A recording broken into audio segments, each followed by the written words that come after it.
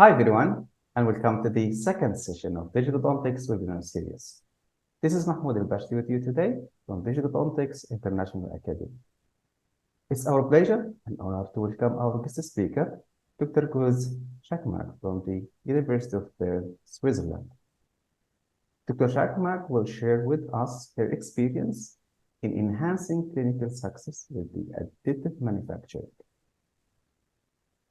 Dr. Gülce is currently working as a senior research associate at the Department of Reconstructive Dentistry and Gerontology at the School of Dental Medicine of the University of Bern, Switzerland.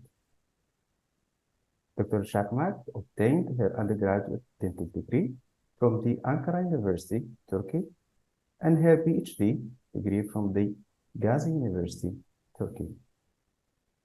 In 2016, Gülce completed a visiting scholar program at the Ohio State University College of Dentistry, research, internship, in restorative, prosthetic, and implant dentistry. From 2019 to 2020, ITI scholarship at the National Autonomous University of Mexico in Mexico City. And from June 2021 to May 2022, Booster Foundation Scholarship for Implant Dentistry at the Department of Constructive Dentistry and Gerontology at the School of Dental Medicine of the University of Bern, Switzerland. She is a fellow of the International Team of Implantology, ITI, since 2022, and the director of ITI Study Club, Digital Young ITI Study Club in Switzerland. She worked in Istanbul, Yadin, and Istanbul Okan University as a preclinical and clinical instructress and promoted to associate professor rank in 2019. Gülce has published more than 63 original articles in prestigious journals and currently has several ongoing international projects with different universities and dental corporations. She has obtained many research grants and awards in prosthodontics and implant dentistry. She has lectured extensively worldwide on her clinical and technology expertise. So during this webinar, Dr. Çakmak will explore the immense potential of additive manufacturing in transforming dental clinic success. She will shed light on the latest advancement in this technology, its applications across various dental specialties, and the significant benefits offers in terms of precision, efficiency, and patient satisfaction. So just before Gülce starts, I would like to mention that you can write down your questions in the Q&A section, and after that, she will answer all these questions. So without any delay, once again, let us welcome Gülce with us today. Gülce, I think the stage is yours. Please share your screen. Dear Mahmoud, thank you very much for this invitation. It's a great pleasure for me to be here. Just 1 second. Can you see? Yeah, looks good. Please go ahead. Okay. So again, thank you very much for this invitation. It's a great pleasure for me to be here. You are doing a great job with Digital Odontics Academy. You have outstanding webinar series about digital dentistry.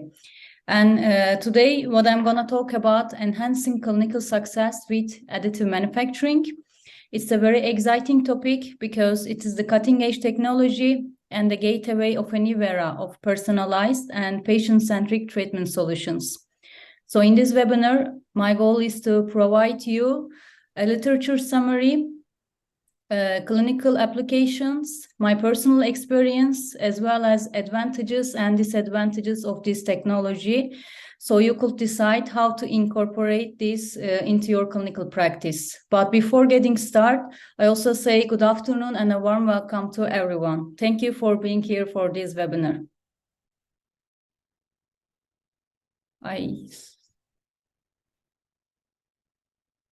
Okay, so today, what is on the scope? Today, we are going to cover a couple of subjects. The first, we are gonna looking at printing protocols of additive manufacturing. Then we are gonna looking at clinical applications of additive manufacturing in prosthodontics. Also, we are gonna looking at additional clinical applications in the surgical field. Then last but not least, we are gonna looking at what are the next steps. As Mahmoud already said, please don't hesitate to ask me if you have any questions. So to succeed in additive manufacturing, we must understand first how this technology works and which printing protocols we should apply to have better success. Because printing is beyond pushing buttons, and if we have enough knowledge, we can improve our clinical outcomes. But before getting there, how the printing protocols, I would like to share you why the dental world has shifted towards additive manufacturing.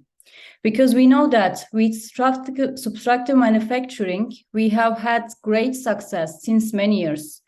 But also we have had some drawbacks, which is more material waste, the inability of milling tools to mill complex geometries, also thin restorations without having microcrack formations.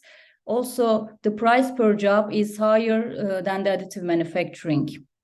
And with these drawbacks, nowadays, additive manufacturing is coming to the fore on the market, because with additive manufacturing, we have one of the most important advantages is that we don't have any limitation of the geometry that we can fabricate.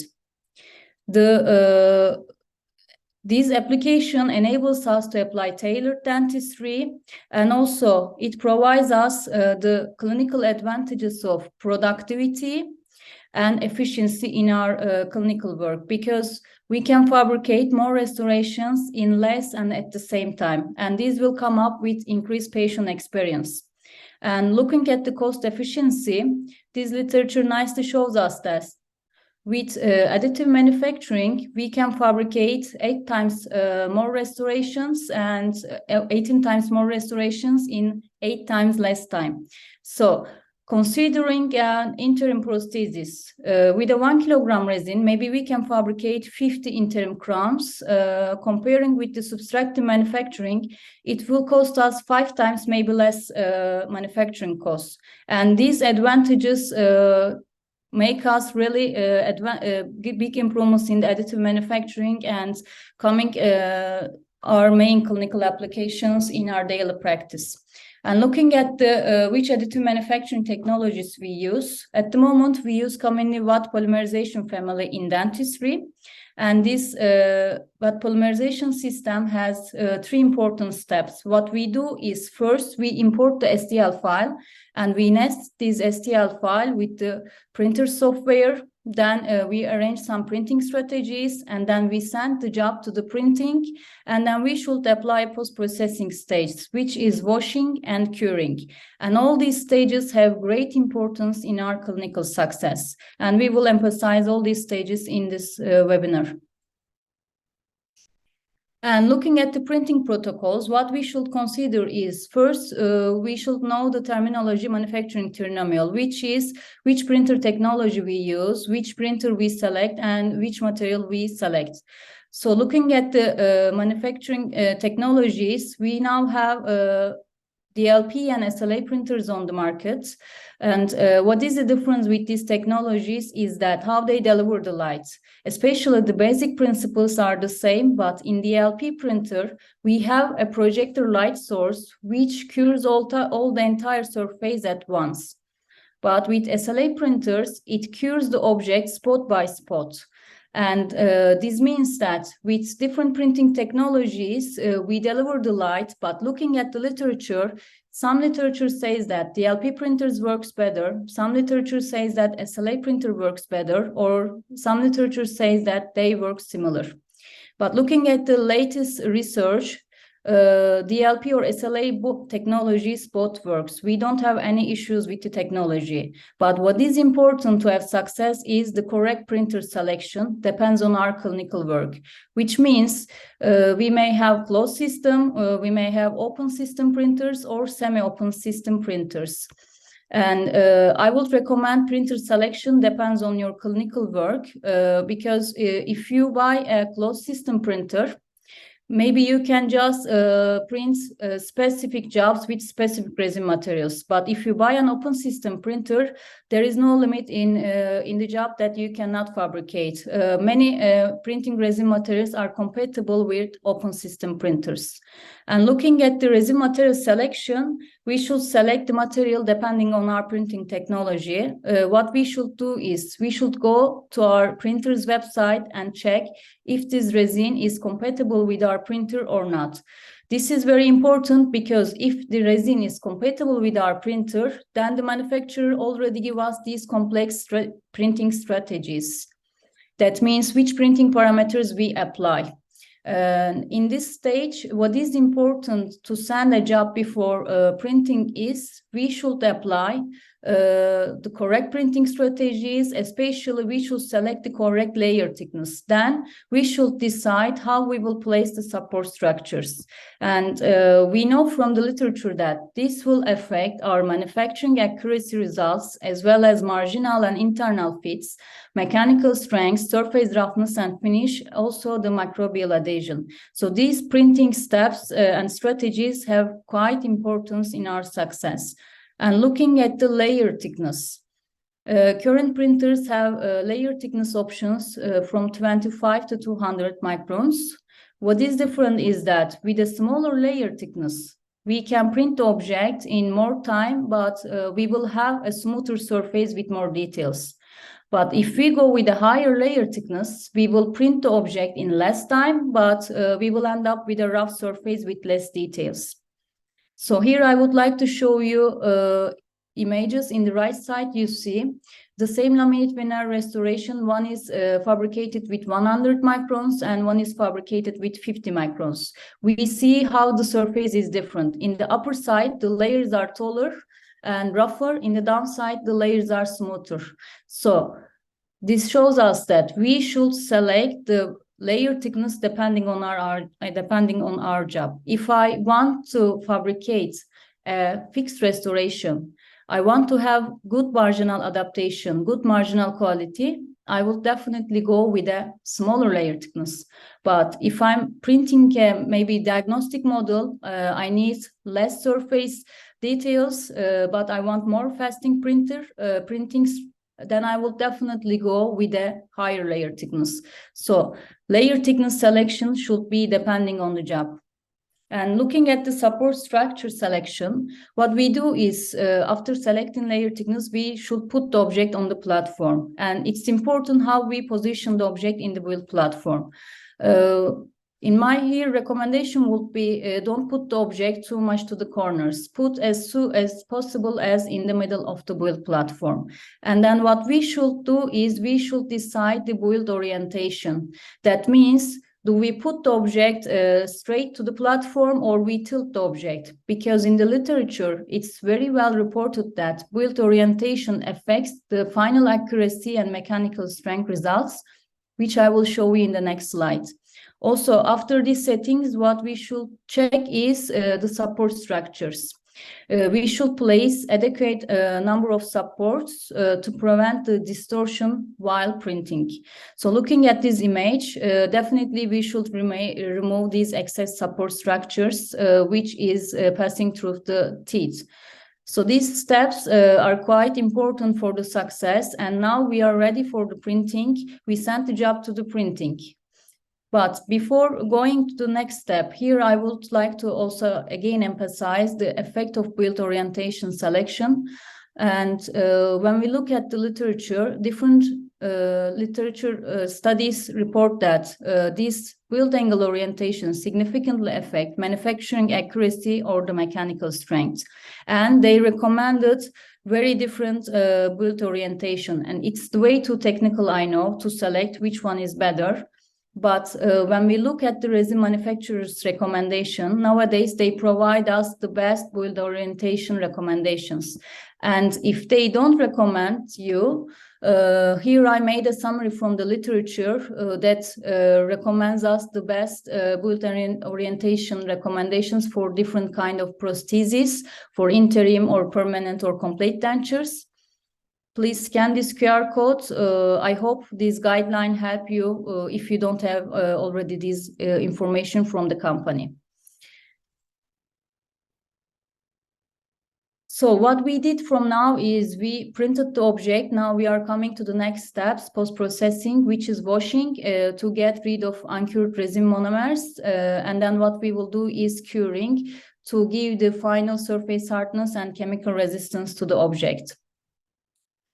And looking at the washing stage, what is important is which rinsing solution we will select for how long time. And looking at the literature, it's very well reported that the rinsing time significantly affects the mechanical strength, which means if we wash the object more or less than needed, the mechanical strength can dramatically decrease. Or also what is important is which rinsing solution we select. In the market, the resin manufacturers provide this rinsing solution and rinsing time recommendations at the moment. So I would definitely recommend you to check these and apply these recommendations, because we already had a lot of tests with different washing liquids, and always the results was that if you apply a different rinsing solution or time, you may change the mechanical strength of the material. So here our guideline should be the manufacturer recommendation. And another step is curing. Commonly asked questions, which curing unit we should use. Looking on the market, there are different curing units for different resins and different recommendations. It's quite a hard topic to find the best one. And when I saw this image, it really impressed me, seeing the same object, how is the color difference with different curing units. And I was curious if it is really like this. And what I did is check the curing unit effects on the color of the same resin. Here we tested the resin color with different curing units application. And what we see is we had really perceptible color change. That means we may have different results with different curing units. So which one we should select? I checked the literature and it says nitrogen gas curing unit can be recommended to have better mechanical strength and better color properties. But if you don't have these curing units, what also literature recommends us that if you are having problems with the mechanical strength or the color issues, then improve the curing unit time. This will help your better printing results. So if you ask me, doctor, do you have any issues with 3D printing? You apply all these strategies and protocols. What you experienced? I can say I started printed more than 5 years and I had lots of problems. We have a learning curve, and I summarize here what problems I had so far. I had failed prints, unattached print to the platform, uncompleted prints, some error messages, not accurate print. That means the crown didn't fit into place. Also, I had some sticky surface issues.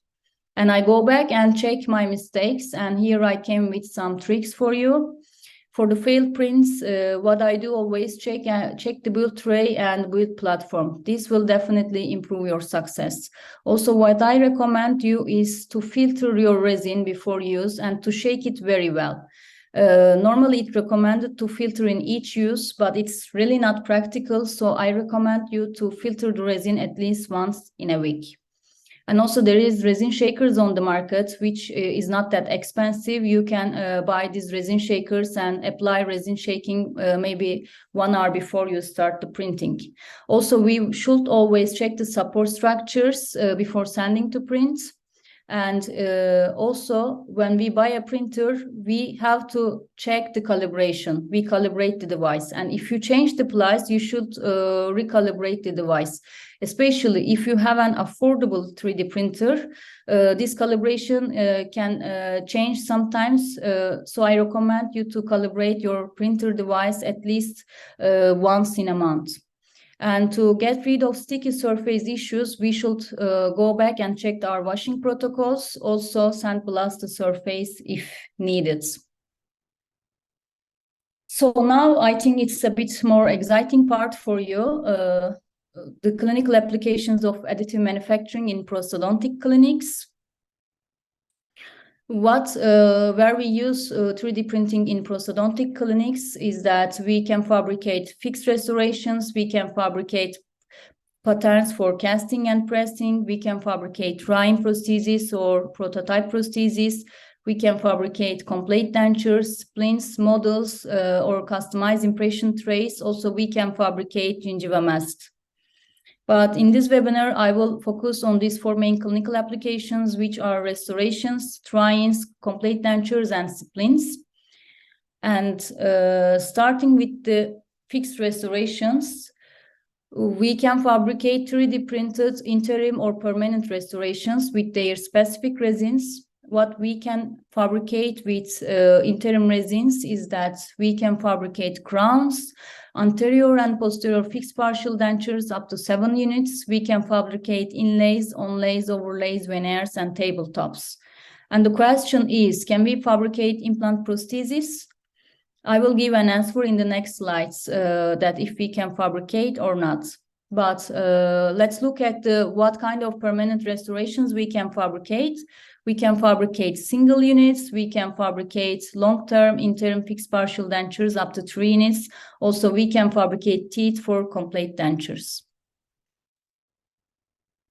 So looking at the 3D printed tooth-supported interim prosthesis, I could find some case reports.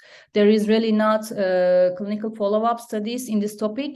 Here they included either 5 patients or one study included 34 patients. What they reported us that there was no fracture issues, no dislodging. The wear was similar to the conventional crowns, and the occlusal surface accuracy was even better than the milled ones. And these are promising results, but we definitely need more clinical studies.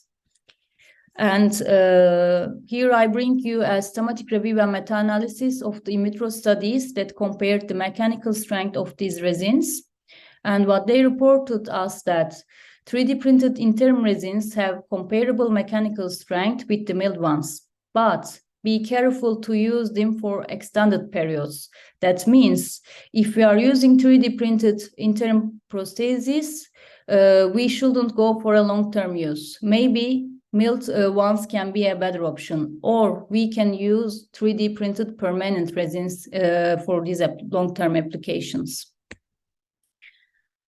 And here I would like to show you a nice case from our clinic, a nicely treated case from Dr. Daniela Zeller, together worked with our dental technician, Alex Basserman. In our lab, I'm handling this 3D printing process with Alex Basserman. And here in this case, what we see is the patient has a high smile line, adhesion in the maxillary anterior teeth, missing teeth, reduced vertical dimension of occlusion. And the patient's main complaint was the aesthetic and functional problems. And here we see that how is the intraoral situation. As we see, we have multiple missing teeth. We have some restorative treatment needs. Also, we have adhesion in the maxillary anterior teeth, vertical bone deficiencies in the right and left maxillary quadrants. What was the treatment plan for the Daniela Zeller was to apply first restorative and periodontal regenerative therapies, extract the teeth tooth number 3060, which is unrestorable. Also increase the vertical dimension of occlusion, apply crown lengthening to the maxillary anterior region, and place the implants in the maxillary arch. Also place resin bonded bridges in the mandibular posterior region. And this patient has a long journey with her, and he deserves a nice interim prosthesis to rehabilitate his functional and aesthetic needs. And what we did in this case is we printed a 3D printed interim fixed partial denture. We used in this case a DLP printer with a resin from a company Detox. Here we see the printing was good quality. There was no issues. And in the design, you can see there is 2 cantilever scenario in the right side, which is not indicated because, as I already mentioned, these resins are indicated for up to 7 units. But this was just a diagnostic purpose to evaluate this aesthetic and function. Here we see how the patient experience is changed Patient was happy with this, but for sure we should need to adjust aesthetics more. In this case, this is a very nice also trial for us to evaluate the occlusal scheme with this provisional restorations. And here we see how the intraoral image, we should arrange the aesthetic a little bit more, but the patient was already happy with these results. And the patient is now at the moment in the step of osseointegration process. And coming back to my question, can we use these 3D printed resins for implant crowns?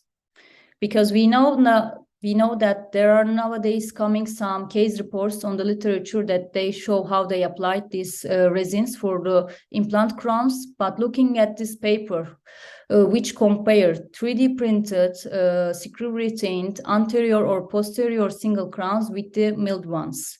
And they gave us very nice clinical message that 3D printed interim screw-retained single crowns can only be recommended in the anterior region.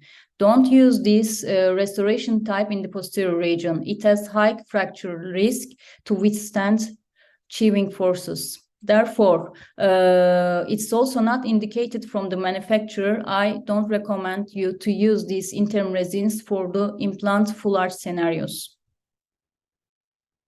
And now coming to the other restoration type, permanent restorations. Looking on the market, we now have a lot of resins with different chemical ingredients. We have resins with ceramic filled hybrid material based.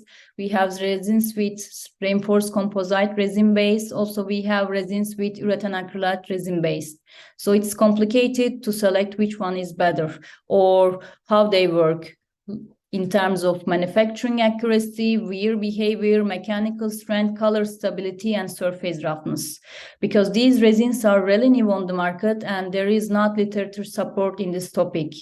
This lack of evidence made our research team to apply some research series. What we did was we compared the manufacturing accuracy of these 3D printed permanent crowns, onlays, and veneers with the controlled milled ones. In this kind of studies, what we do is we fabricate the restoration, we scan, and we compare them with the design file to see where is the mistake, where is the deviation. And in this, we create color maps with deviation analysis software, which means green region says us that there is not deviation. Red region says us that there is over contour, maybe you need to take from the surface. And blue region says us that there is under contour, maybe you need to add to the surface. So looking at all these images for the crowns, onlays, and veneers, what we can say that 3D printed composite resins provided us better accuracy and fit results than the control milled ones. Also, the number says this, that the 3D printed permanent restorations has clinically acceptable deviation. Therefore, we will not have maybe trueness and fit issues with this kind of 3D printed resins. And these made us to go to the next study design, which is to see how their wear behavior if we replicate their long-term use in the mouth. What we did is we compared 3D printed permanent restorations with the controlled milled ones from different restorative materials. We replicated shearing forces with a thermomechanical aging, and here we see different wear characteristics of different permanent restorative materials. And looking at the numbers, we can say that 3D printed permanent resin had less surface wear than the control milled composite resin. Therefore, these 3D printed permanent restorations also promising for the wear behavior. But what about their fracture strength? Can they resist the shearing forces, especially in the molar region? So this is the next test setup what we did, and looking at the results, we can say that 3D printed permanent molar crowns can be used in the posterior region. Their fracture strength was acceptable to be used for the midterm clinical applications. And this is also approved with another in vitro study that they found the same results with us. So here I would like to show you another case report that also we can understand how the color and surface roughness of these 3D printed permanent restorations. Here, another case from Dr. Samira Boyash.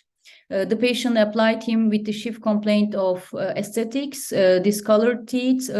She was very unhappy with the black triangles in between the teeth and the implant in tooth number 11. And she applied to replace this implant prosthesis, but looking intraorally, she had a periapical fistula in the root region in between the implant and the tooth number 12. Also, she had a severe bone loss in the implant region. And the treatment plan from Dr. Samira Boyash and Professor Daniel Buzer was to remove these implants, apply alveolar ridge preservation procedures, shape the soft tissue, and then place a new implants 2 months later. They recommended the patient for orthodontic treatment because if we don't change the malposition of the tooth number 12, we may end up with the same black triangular spaces. But the patient didn't accept this orthodontic treatment. Therefore, their final treatment decision was to apply ceramic crowns for the tooth number 12 or tooth number 21. And in this case, what we did is we created different 3D printed restorations to be used as a interim prosthesis. And here we selected different permanent resin materials to see which one will fit better and how the color will look like. And here what we did is we printed the same design from 3 different resins. We printed one from composite resin, one from urethane acrylate-based resin, and one from ceramic reinforced composite resin. And looking at the image, we can definitely see the color change. And even we selected the same color, A1, in the same case.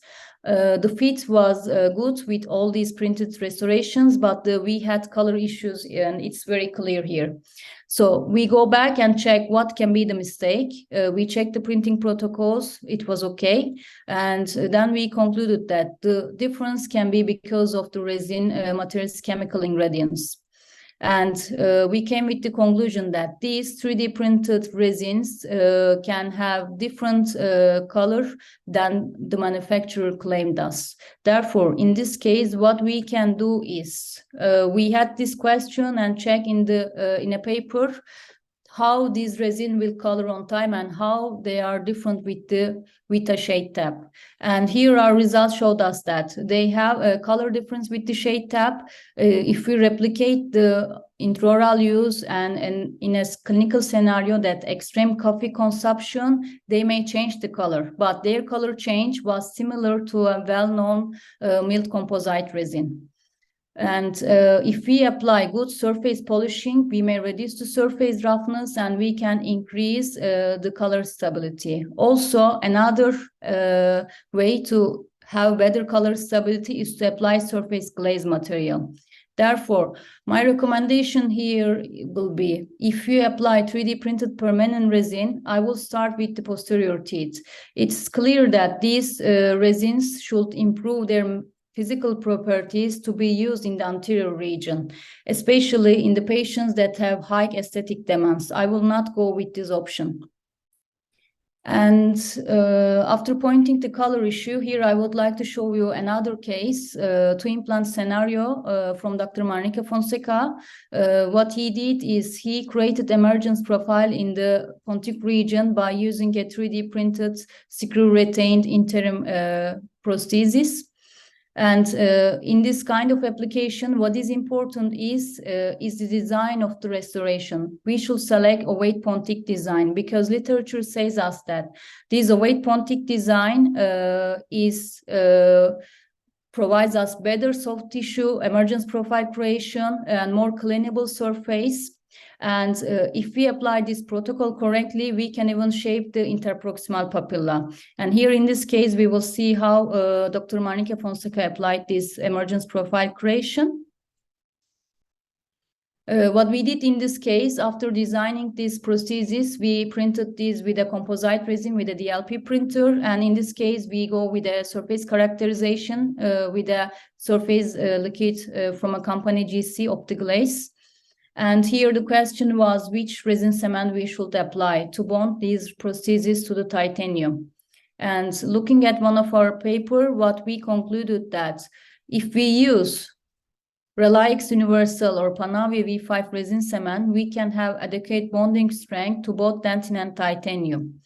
So looking at our paper, we selected the Relics Universal cement to cement this permanent resin prosthesis to the titanium base. And here we see how Dr. Marika Fonseca shaped the soft tissue. You see he shaped the soft tissue with a diamond round bore. In this case, what is important is that we should give a depth to at least 1 millimeter by respecting the biological width of the soft tissue. And in the middle image, we can see how is the blanching. And also what is important in this application is that we should definitely arrange also the prosthesis surface, and then we should make a high polishing to have better soft tissue contact and for less microbial adhesion. And here we see the 6 weeks follow-up. The soft tissue already shaped very well. We see how is the filling of the interproximal papilla, and in the middle we see the 3 months follow-up. There was no issue with the soft tissue, very healthy soft tissue we can see. And also we didn't have any issues with the implants. Also, we didn't have any mechanical or technical complications. So these 3D printed permanent resins, I can say, are promising for the screw-retained 3-unit implant bridges. But definitely we need more clinical studies. And here I bring you another nice case report from University of Geneva. What they reported is that how they apply 3D printed permanent overlays. They told that these kind of restorations can be very effective solution to treat the worn dentitions. Also, it's a very straightforward approach if we have to repair or replace or modify it, because it's already composite based and we can easily remove or refabricate or reprint it. Also, they reported that this kind of restoration can withstand in a longer use if we apply the correct protocols and correct case selection. And looking at this reference, we already started some clinical trials. Here is a nice case from one of our colleagues, Dr. Esat Güven. What he did is he placed 4 overlay restorations in the mandibular posterior region in which patient have a tooth at region. And he also selected the same composite resin that we use. He printed with a DLP printer. It's a very new case, just a few days ago it's finished. I cannot say the long-term results, but what I can say is after our pilot in vitro tests, we already started the clinical applications, and I hope to bring you the clinical results within maybe 1 year or more. And now I am coming to the other clinical application, trying prosthesis, where we use 3D printing a lot at the moment. We use this clinical, this trying prosthesis in the clinics for the assessment of jaw relations, aesthetics, and speech function assessments. Also, we use this for the functional impressions. And looking at the literature, it says that this kind of application has great advantages for the time efficiency, provide us smoother surface, and they are in less volume and weight compared with the milled or traditional ones. Also, their fit and clinical acceptability level, their fit was in clinical acceptable level, similar to the milled ones. And considering that how we do this trying prosthesis in the past in a conventional way, which we place the teeth on the wax rims, which we may have risk of the teeth movement during the mandibular motion of jaw relation or aesthetic analysis, these kind of either 3D printed or milled trying prosthesis provide us great clinical benefits. And here another case from Dr. Nicola Schenk. What she's doing is she's applying a complete dentures in the maxilla and a mandibular 4-implant retained bar over denture. And here we see how is the 3D printed trying prosthesis. It fitted very well. There was no retention issues, and how we see is the occlusion was great, has great stability. For sure, we check the function, aesthetics, and occlusion in this trim prosthesis. But what is our protocol at University of Bern is we scan this prosthesis, and then we take this scan and compare with the design file, and align it with the design file and adjust the final prosthesis design, which has great benefits for us for the time efficiency, and also will reduce our clinical complication risk, especially if we are using zirconia as a restorative material option. So this kind of 3D printed trim prosthesis, I guess it's very promising for our clinical applications. And here we see how the patient is happy with the results. But if we need to change the aesthetics or the occlusion, we can easily go with the design and we can change and we can reprint. So this is the beauty of digital dentistry, that time efficiency, we can make any adjustments and we can reprint or refabricate it. And coming to the complete dentures, here I would like to show you a very nice systematic review and meta-analysis from Professor Muralli. What he showed us that CAD/CAM complete dentures should be considered whenever possible, because it provides us better retention, better mechanical and surface properties. Also, we save the digital data that we can refabricate if needed. And looking at what they reported was that 3D printed complete dentures provide us better trueness and fit and retention than the conventional ones, but they had less flexural strength and toughness than the control milled ones, or less aesthetics, surface roughness, and color stability than the control conventional ones. Also, 3D printed complete dentures resulted us more maintenance needs, more adjustment time, and more adjustment costs. That means, looking at these results, milled complete denture are still better than the 3D printed ones, but this report was reported in 2021. Since now there are new resins on the market, so looking at the technological development and how the materials are improving in a very fast way, maybe these results can change in a few years. But at the moment, milled complete dentures, we can say, are better than the 3D printed ones. And coming to the occlusal splints, another application of the 3D printing, we have the clinical advantages of good accuracy and fit comparable with the milled ones. Also, we have lower surface roughness. Also, we save the time and reduce the cost with splints. When we consider that with a block that we can only fabricate maybe 2 or 3 splints, on the other hand, with the 3D printing, we can fabricate maybe 15 splints from a kilogram resin. So considering its good accuracy and lower surface roughness, these 3D printing splints are quite promising. But I know you may have some questions about the fracture strength. In the next slides, I will show how their fracture strength, but before going there, let's look at the clinical research. What they did is they compared conventionally fabricated and additively manufactured 3D occlusal splints in 14 patients. They made 3 months follow-up, and they concluded that these patients have improved oral function. Either we applied conventional fabricated or 3D printed occlusal splints. But conventional procedure was more time consuming. That means 3D printed occlusal splints provide us more clinical advantages. But what about its comparison with the milled ones? Because we have the fear that they will fracture. And looking at this clinical trial, what they included is 47 patients with milled bruxism or any form of painful temporomandibular disorders. They follow up the patients for 3 months. And they came up with the conclusion that 3D printed and milled splints performed similarly in terms of patient satisfaction, complication rates, and wear behavior. That means they didn't have fracture issues with the 3D printed ones more than the milled ones. But they said that this is the reason because they use that thermoflexible resin material, which is new on the market. So If we go with occlusal splints, we can select this resin material to overcome the mechanical issues. Then we can get the benefit of 3D printing technology about the other advantages like the manufacturing cost and time saving.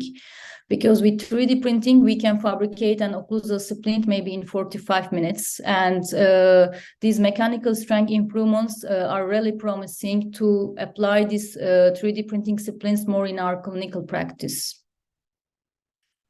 And coming to the third part, what are the additional clinical applications of additive manufacturing where we use this technology to fabricate tooth reduction guides, to fabricate luting guides or silicone indexes that we apply for the wax ups, direct composite restorations, also for the diagnostic purposes. Also, we can fabricate centric relation record jigs.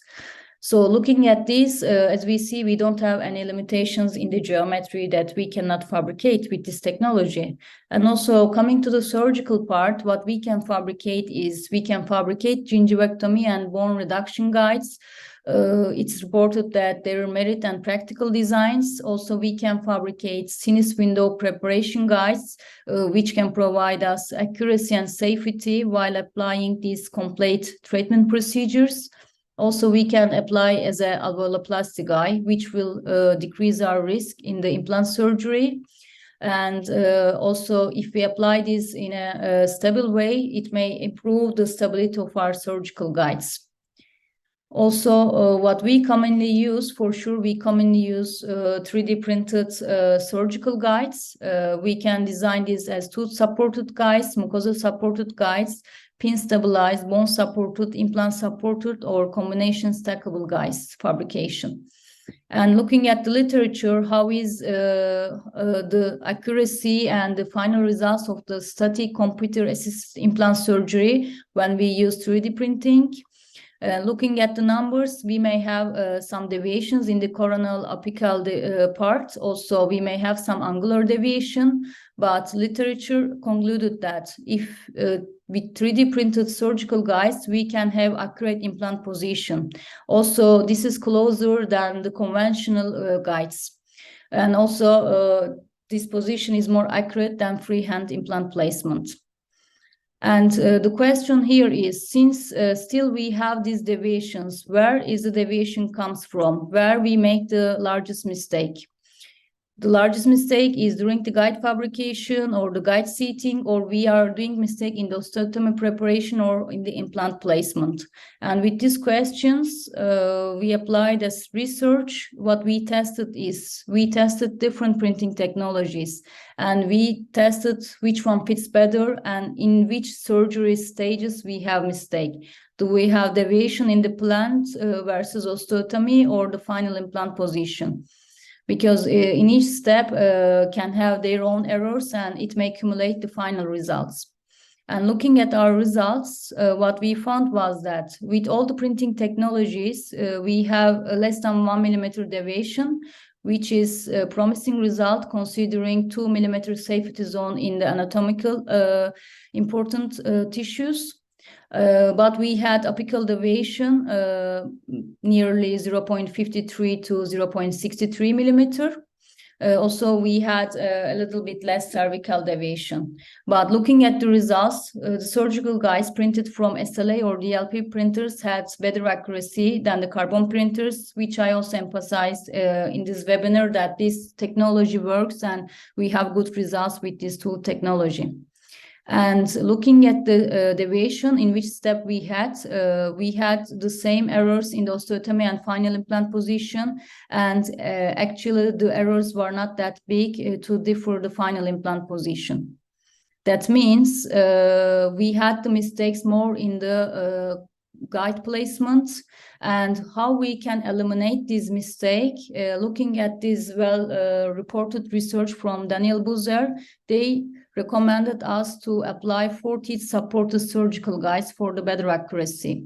So if we apply these 40 supported guides and if we apply the correct guide fabrication procedures, and if we apply the implant manufacturers recommended drilling protocols, then we can decrease the deviations of our final implant position. So this will definitely improve our clinical results in the implant placement. And now I'm in the last part, which is what are the next steps waiting us in this technology. Looking at the recent research, we are now talking about ceramic printing. It's a hot topic. Also, there is some encouraging results with the ceramic printing, but we know that this technology needs some time. The binding times is quite long compared with the milled ones. And here you see the 3D printed ceramic restorations, what we did in our university with our DLP printer. I can say we always had different results. It's not precise. The quality is not that good like the milled ones. So for the ceramic printing, I can say we need more time to integrate this technology. But what are also research going is to artificial intelligence integration in the additive manufacturing. They are trying now how to improve this process, how to advance these printing strategies without human manipulation. And this will definitely make us less work and less error mistakes in this printing strategy step. Maybe in next years, we will talk about just the printing. We will just pass away the first stages that now we talk today in this topic. Also, research are not just going on the technologies itself, but also there are research about resins. The developments are trying to develop multi-shaded resins, and this will be great advantages, especially for the maxillofacial prosthodontics, which we do in a conventional way, and it's very hard to catch the aesthetics with the conventional ways. But these resins can be really promising in near future. Also, what we are trying to develop is eco-friendly resins. Already we have plant-based resins or water washable resins on the market. It's very promising to have some eco-friendly solutions, because it seems that in all areas, not in dentistry, we will have additive manufacturing more in the near future. And it's very good to have some eco-friendly solutions to save the world. And with this, now I'm coming to the conclusion.